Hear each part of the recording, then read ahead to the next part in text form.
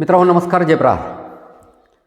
महाराष्ट्र राज्याच्या अहमदनगर जिल्ह्यातील राहुरी तालुक्यात असलेल्या देवळाली प्रवरा या ठिकाणी 29 जानेवारी रोजी एक सर्वपक्षीय बैठकीचं त्या ठिकाणी आयोजन करण्यात आलेलं होतं आणि देवळालीमध्ये असलेल्या अनधिकृत व्यवसायांना त्या ठिकाणी बंदी घालण्यात यावी, त्याच्यावरती कारवाई व्हावी अशा पद्धतीचं त्या ठिकाणी निवेदन देण्यासाठी ही सर्वपक्षीय बैठकीचं त्या ठिकाणी आयोजित केलेलं होतं. आणि ह्या बैठकीला प्रहार जनशक्ती पक्षाच्या वतीने आम्ही उपस्थित नसल्यामुळे नागरिकांमधून बऱ्याच साऱ्या प्रश्नांना आम्हाला आता सध्या तोंड द्यावं लागत आहे. ह्या बऱ्याच सारे प्रश्न नागरिकांनी विचारले की आपण त्या ठिकाणी उपस्थित का नव्हतात बुवा, त्यामुळे हा व्हिडिओ आम्हाला या ठिकाणी करणं गरजेचं वाटलं.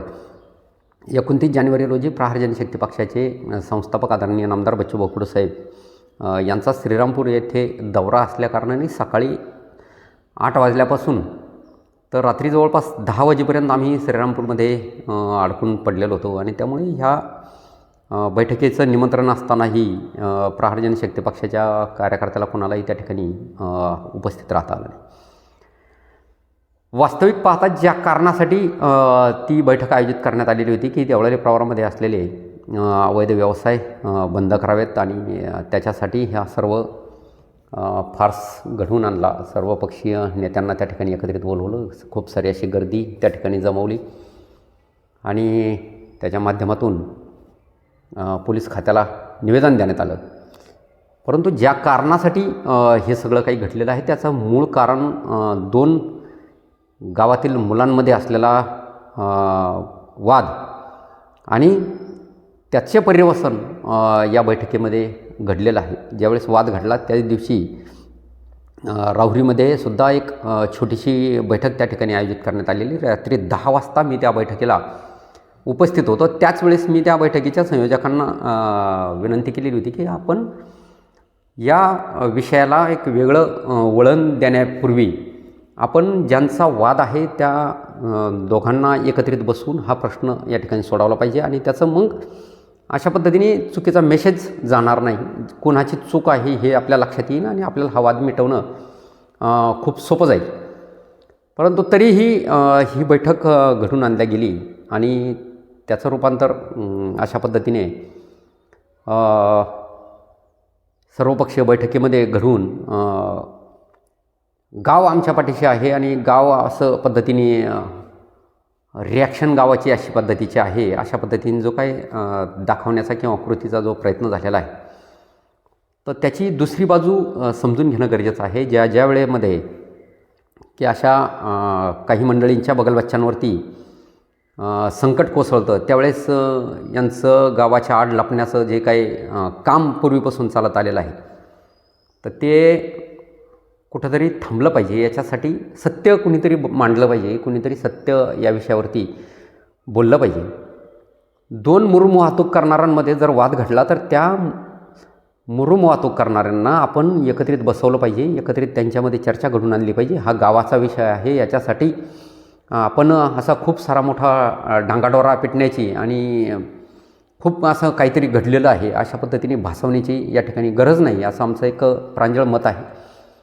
आणि ज्यांचा वाद घडलेला आहे तर ते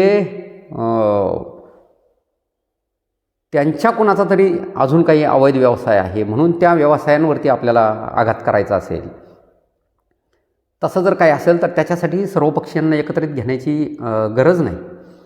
आपले थेट राज्याच्या गृहमंत्र्यांबरोबर संबंध आहेत, आपले उपमुख्यमंत्र्यांबरोबर संबंध आहेत. आपल्याला आदरणीय नामदार पंतप्रधान मोदी साहेबांचे थेट फोन या ठिकाणी येतात. असं आपण गावामध्ये आपण चर्चा करतो आहे. असं असताना जर आपले इतके मोठे संबंध आहेत तर आपल्याला इतकी सारी मोठी बैठक घेण्याची, सर्वपक्षीय नेत्यांना एकत्रित बोलवण्याची, त्यांचा वेळ घेण्याची आणि गावाला एक प्रकारे अशा पद्धतीने गावामध्ये खूप सारे असे मोठे अवैध व्यवसाय आहेत, गावात खूप सारे मोठे असे विचित्र प्रकार घडतात वगैरे, हे सगळं दाखवण्याची आणि गावाची बदनाम करण्याची मला वाटतं का गरज नाही आहे. आपण पोलीस खात्याला एक निवेदन यापूर्वी दिलं असतं किंवा एक साधा फोन जरी केला असता तर मला खात्री आहे का जिल्ह्याचे SP साहेब इतके तत्पर आहेत की त्यांना आपण नुसती कल्पना जरी दिली असती तरी त्यांनी लगेच या ठिकाणी कारवाई केली असती. आपले सगळे संबंध बघताना. आणि सगळ्यात याच्या पलीकडे जाऊन आपण जर बोललो तर ह्या दोन वाद घडलेल्या दोन मुलांच्या जर विषय आपण बाजूला ठेवला तर देवळालीमध्ये अवैध व्यवसायांना कुणाच्या सत्ताकाळामध्ये स्थान मिळालं, कुणाच्या सत्ताकाळामध्ये जागा मिळाल्यात, याचाही या ठिकाणी चर्चा होणं गरजेचं आहे. किंवा गावाला माहिती आहे की कोणाच्या काळामध्ये सार्वजनिक ठिकाणी व्यवसाय हे उभे करू दिले. आणि मग आत्ता एवढं ढोल पेटवण्याची गरज काय? ज्यावेळेस आपल्याकडे सत्ता होती त्यावेळेस आपण हे सगळं एक JCB लावून सगळं हटू शकत होतो. तसं न करता आता पुन्हा सत्ता मिळवण्यासाठी जर आपण काही गर्दी करू शकत असेल किंवा गर्दी करू इच्छित असेल सर्वांना एकत्रित घेऊन, तर हे चुकीचं आहे. हा वाद गावातल्या गावात मिटू शकतो जर पोलीस खात्याला तक्रार देऊन पोलीस खात्याने जर छेडछाडीच्या विरोधात गुन्हा दाखल केला नसता किंवा पोलीस खात्याने जर अवैध व्यवसायाच्या विरोधात कारवाई केली नसती तर मला वाटतं की अशा पद्धतीने सर्वपक्षीय बैठकी आयोजित करायला हरकत नव्हती.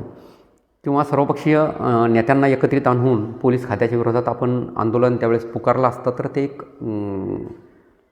नक्कीच साहजिक वाटेल, ते पटण्यासारखं आहे.